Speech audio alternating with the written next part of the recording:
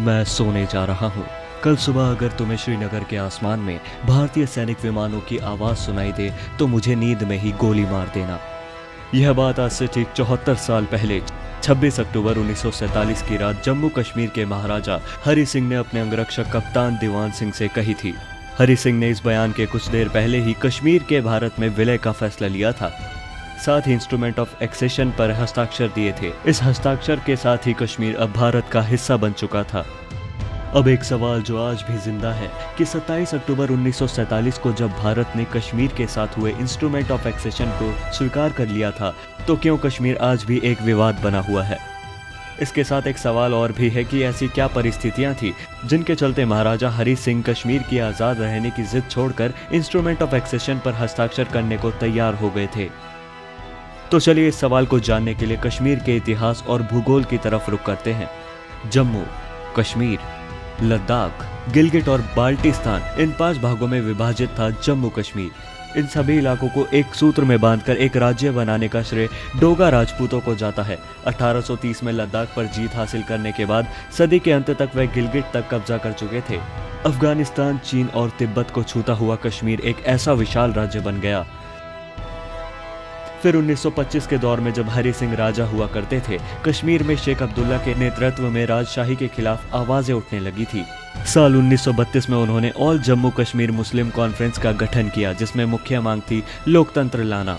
1940 आते आते शेख जवाहरलाल नेहरू के भी करीब आ गए और घाटी के सबसे लोकप्रिय नेता बन गए। आज़ादी से पहले यह साफ हो चुका था कि अंग्रेज अब भारत छोड़ने ही वाले हैं। तब लॉर्ड माउंटबेटन और खुद महात्मा गांधी कश्मीर गए और महाराजा हरि सिंह को भारत में विलय के लिए राजी होने को कहा, लेकिन यह सभी प्रयास निरर्थक रहे। फिर 15 अगस्त को देश आज़ाद हो गया। कश्मीर अब भी आज़ाद था। भारत ने फिलहाल इंतजार करना ही मुनासिब समझा। तभी पाकिस्तान ने हिंदू बाहुल्य मुस्लिम शासित राज्य जूनागढ़ के खुद में विलय को स्वीकार कर लिया। फिर सरदार पटेल कश्मीर को भारत में विलय कराने की तैयारी करने लगे। इस बीच पाकिस्तान के हजारों हथियारबंद लोग कश्मीर में दाखिल देने के लिए बेताब थे। फिर लॉर्ड माउंटबेटन की सलाह पर हरि सिंह ने इंस्ट्रूमेंट ऑफ एक्सेशन पर हस्ताक्षर कर दिया। अगली सुबह भारतीय फौज कश्मीर के लिए रवाना हुई और कुछ ही दिनों में पाकिस्तान समर्थित कबायली हमलावरों और विद्रोहियों को खदेड़ दिया। जानकारी जो बहुत ही कम लोगों को पता है, भारत ने कश्मीर को जो राजा हरि सिंह के साथ जो इंस्ट्रूमेंट ऑफ एक्सेशन साइन किया था वह अन्य रियासतों से अलग नहीं बल्कि अक्षरश वैसा ही है जैसा मैसूर, टिहरी, गढ़वाल या किसी भी अन्य रियासत के साथ साइन किया गया था। लेकिन बाकी रियासतों के साथ बाद में इंस्ट्रूमेंट ऑफ मर्जर साइन किए गए। वहीं कश्मीर के साथ भारत के संबंध उलझते चले गए। इसलिए जवाहरलाल नेहरू चाहते थे कि राज्य का विभाजन इस तरह से हो कि जम्मू के साथ कश्मीर घाटी भी भारत में रह जाए, जबकि पूंछ और उसके बाद का इलाका पाकिस्तान को दे दिया जाए। कश्मीर की समस्या आज से 74 साल पहले 26 अक्टूबर 1947 की रात महाराजा हरि सिंह की इस चिंता से शुरू हुई थी कि जाने अगली सुबह भारतीय फौज कश्मीर आएगी या नहीं।